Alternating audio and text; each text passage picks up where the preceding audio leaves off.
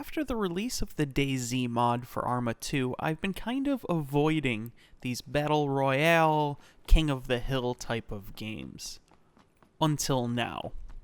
So originally, I avoided picking up PLAYERUNKNOWN'S Battlegrounds because I was afraid that this was going to kind of be a fad. A couple of streamers jump in, and then the game will disappear when they stop playing. However, the lure of a new competitive game sucked me in, and I'm very glad that it did. So I've been playing it now for a couple of weeks. I've gotten in a ton of games, both solo and as a duo team. I'm not very good at it, but here's my thoughts.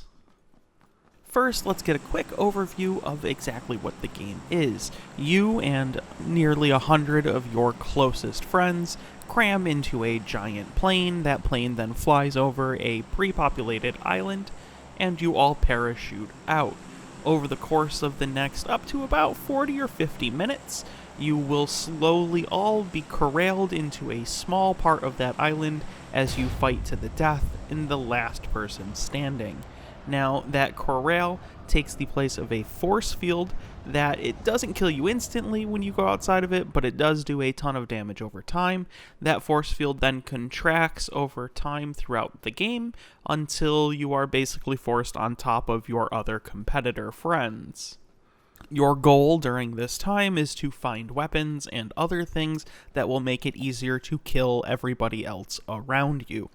These weapons are randomly placed throughout the map, generally in buildings. There are also vehicles that are placed throughout the map, and there's a bunch of different things that you can find. The weapon variety is actually very good. I have been very pleased with both the variety and the quality of weapons that are available. There are definite distinct weapon categories from close range to mid-range to long range. And having the ability to equip two primary weapons means that you can mix and match to be able to really effectively take on all of the challenges as you try to become the lone survivor. My personal favorite being an AKM on full auto and some form of a sniper rifle, or if I can't find that, a M16 with a decent scope. Now this brings me to my first good point. The developers of this game, which I will always laugh when I say, is Blue Hole. They have already started to add new weapons into the game and will continue to do so.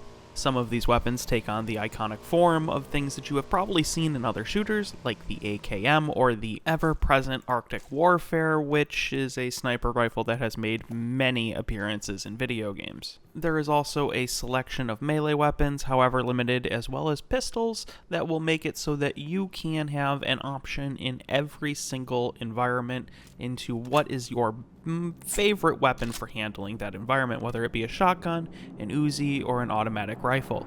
Now, once you have properly equipped yourself, you can also get some armor that's lying around, which consists of both vests and helmets as well as clothing items. You can then go and find yourself a vehicle to move around the map faster. These have their drawbacks. Vehicles, they feel very mushy when you're driving them. The controls aren't very solid. And at this point, it's kind of easy to flip your vehicle, but that's to be expected if you're flying across terrain. Now, vehicles also have the drawback of drawing unwanted attention, and they're very easy to shoot through. Players have gotten incredibly proficient at just picking off a driver that's driving at them. Now, of course, just like real life, you can use a vehicle as an impromptu weapon and run people over. However, I have found that if that person is armed, it is very unlikely that you're going to be able to kill anybody with that, as they can just move out of the way or shoot you through the windshield. Now, as time progresses, the force field is going to collapse, and everybody is going to be funneled into a smaller and smaller area that will contain the remaining players. Now, of course, this means that games have a finite amount of time that they can exist, so this is not like some of the other kind of survival games. However, it is a lot like the other King of the Hill type games, where a game can't really last more than maybe an hour. And tactics change throughout the game. When you're dropping out of the plane, a tactic that is followed normally is to get as far away from other people as possible so that you can get armed and get armored before having to engage other players. Now, some players will always target the same area, whereas other players will kind of try to spread out. As the map gets smaller and smaller, the effective range of your weapons also needs to get smaller and smaller, so you may find yourself making a shift from long-range weapons to medium-range to short-range weapons as you start to engage other players in a tighter bubble. Which brings us into the environment. Now, the map is very well detailed, it looks great, there's a lot of little extra things that are thrown around, and there are quite a few little hidden secret areas that contain higher chances of spawning weapons, but I'll leave you up to find those on your own, or you can probably just go and Google and find them, but where's the fun in that? The environment is good. There is kind of no change, so when you spawn into an island, that's going to be the weather for that map. However, in upcoming patches, they are going to add in a whole weather system with possibly snow and other things, so that the game can dynamically change the weather throughout the match. Now, there are more things that are coming that they have announced, things like the ability to create custom servers that is currently in beta, the zombie mode in which players will interact with zombies that is also currently in beta, among many other features, which one of them is kind of this hilarious fix, if you will, to something that everybody considers to be the hardest boss. Right now, it is incredibly hard to scale even the smallest fences, and they'll be adding the ability to vault over those shortly. Now for some of my concerns. Obviously, this type of game has been rather nichey recently, in that many Twitch streamers and other streamers will be playing it, and then they'll move on to a different game.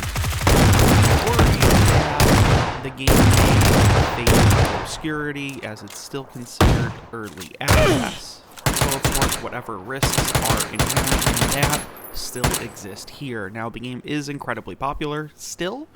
I don't see that changing anytime soon. Many people still play it.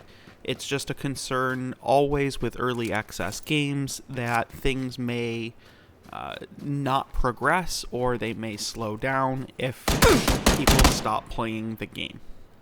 Of course, if For Honor is any indication, that can just happen anyway, even if the game isn't early access.